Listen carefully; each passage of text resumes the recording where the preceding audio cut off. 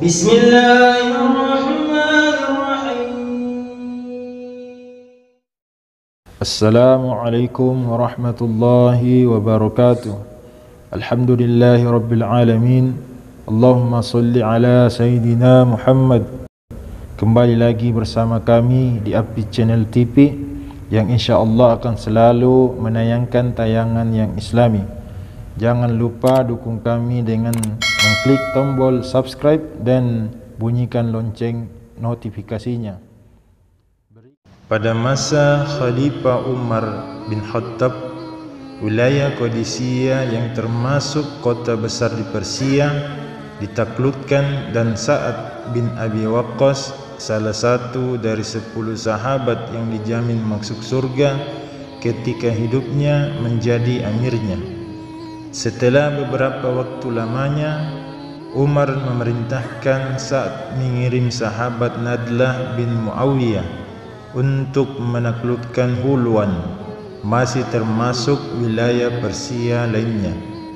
Dengan 300 orang tentara berkuda, Nadlah melakukan pengepungan kota Hulwan beberapa waktu lamanya, sehingga mereka menyerah, menyatakan takluk kepada Madinah. Nadlah kembali ke Qadisiyah dengan membawa jizyah dan ghanimah yang cukup banyak. Di tengah perjalanan, mereka singgah di suatu dataran di bawah pegunungan karena telah masuk waktu solat. Nadlah berdiri melantunkan azan, tetapi di sela-sela jawaban azan dari anggota pasukannya, terdengar suara lain dari atas gunung yang menimpali suara azannya, dan mereka semua mendengarnya cukup jelas. Ketika melantunkan Allahu Akbar, Allahu Akbar, terdengar suara jawaban, "Engkau telah mengagungkan Zat yang Maha Besar, wahai Nadlah." Ketika ia melantunkan Asyhadu an la ilaha illallah, terdengar suara jawaban, "Itu adalah kalimat ikhlas, wahai Nadlah." Ketika ia melantunkan Asyhadu anna Muhammadar Rasulullah, terdengar suara jawaban, "Wahai Nadlah, dia adalah orang yang diberitahukan Nabi Isa kepada kami." Ketika ia melantunkan Hayya 'alas shalah, terdengar suara jawaban, "Sungguh beruntunglah orang yang mengerjakannya secara istiqomah." Ketika ia melantunkan Hayya 'alal falah, terdengar suara jawaban, "Sangatlah beruntung orang yang memenuhi ajakan Nabi Muhammad sallallahu alaihi wasallam. Itu adalah jaminan bagi umat Muhammad sallallahu alaihi wasallam." Ketika ia melantunkan Allahu Akbar, Allahu Akbar, la ilaha illallah, terdengar suara jawaban, "Kamu benar-benar ikhlas, wahai Nadlah. Sungguh Allah akan mengharamkan jasadmu dari api neraka." Selesai azan, mereka sempat dicekam ketakutan oleh suara tersebut. Walau perkataan gaib itu membenarkan keislaman dan apa yang sedang mereka lakukan, maka Nadlah sebagai pimpinan rombongan pasukan itu berkata, "Wahai hamba Allah, siapakah engkau? Semoga Allah senantiasa melimpahkan rahmatnya kepadamu. Apakah engkau malaikat, jin, atau hamba Allah lainnya? Engkau telah memperdengarkan suaramu kepada kami, maka tunjukkanlah bentuk tubuhmu. Aku adalah tentara Allah, bala tentara Rasulullah sallallahu alaihi wasallam, dan bala tentara Umar bin Khattab." Tiba-tiba muncul seseorang yang sangat tua, berambut dan berjenggot putih, memakai pakaian bulu yang sangat sederhana, dan berkata, "Assalamualaikum warahmatullahi wabarakatuh." Nadlah dan kawan-kawannya berkata, "Waalaikumsalam warahmatullahi wabarakatuh." siapakah engkau ini? Semoga Allah selalu melimpahkan rahmatnya kepadamu. Orang tua itu berkata, aku adalah Zarnab bin Bar'alah, murid dan orang yang sangat dipercaya oleh Nabi Isa.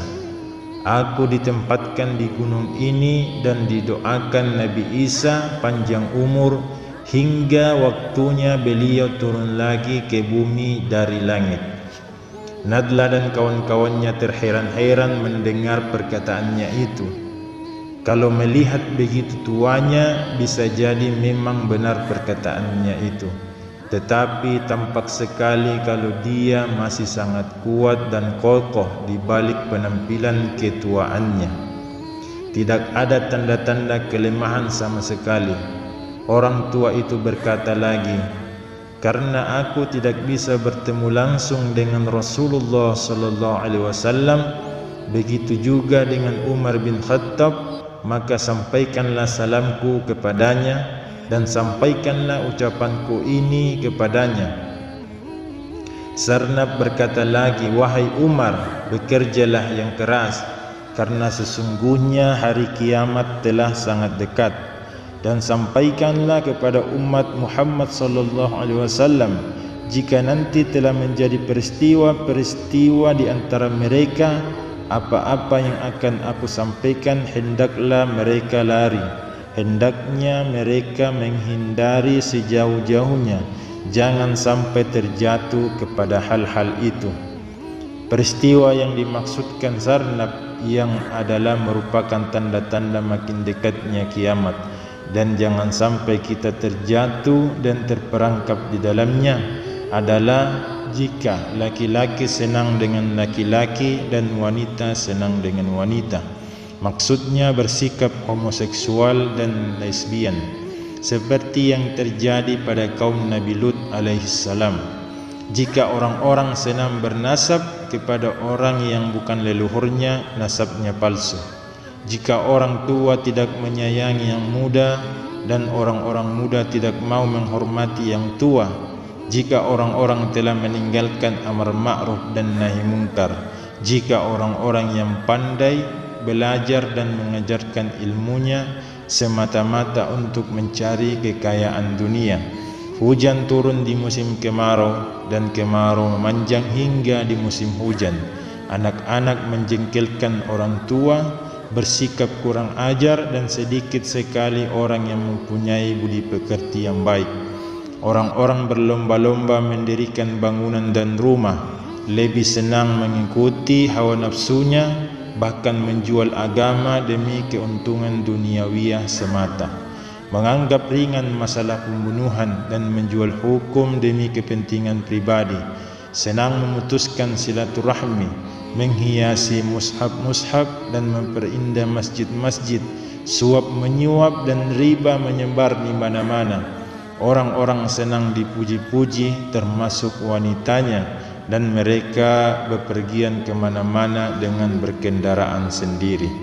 Setelah itu Zarnab bin Bar'alah mengucap salam dan berlalu pergi menuju pegunungan dari mana dia datang, yang dalam sekejap saja ia hilang dari pandangan mata. Usai solat, Nadla segera memerintahkan pasukan segera kembali ke Qadisiyah dan menceritakan peristiwa yang dialaminya kepada Sa'ad bin Abi Waqqas, pemimpinnya. Sa'ad sangat tertarik dengan pesan atau nasihat yang diberikan oleh Zarnab, yang sepertinya mirip sekali dengan pesan atau pengajaran Nabi Muhammad SAW tentang tanda-tanda akhir zaman yang pernah didengarnya. Ia ingin bisa bertemu dan mendengar langsung pengajaran itu dari murid Nabi Isa tersebut. Maka ia membawa 4.000 orang pasukan yang dipimpinnya menuju dataran di bawah pegunungan tersebut. 40 hari lamanya mereka tinggal di bawah pegunungan itu, dan solat 5 waktu didirikan dengan berjamaah, dengan azan yang dikeraskan termasuk oleh Nadlah. Tetapi tidak pernah ada jawaban atau suara sahutan seperti yang dialami Nadlah sebelumnya. Kalau tidaklah peristiwa itu dialami dan disaksikan langsung oleh 300 orang pasukan berkuda yang mengikutinya, pastilah Nadlah dianggap hanya berbohong atau mengigau saja. Mungkin peristiwa itu hanya kemuliaan dan keutamaan yang khusus diberikan Allah kepada Nadlah, sehingga seorang sahabat yang lebih utama seperti Sa'ad bin Abi Waqqas tidak bisa mencontohnya. Memang hak prerogatif Allah untuk memberikan keutamaan dan kekhususan kepada siapa saja yang dikehendakinya, yang tidak bisa diperoleh walau mungkin kita telah mencontoh amalan istiqomahnya, bahkan dengan kualitas yang lebih baik. Wallahu a'lam bissawab. Wassalamualaikum warahmatullahi wabarakatuh.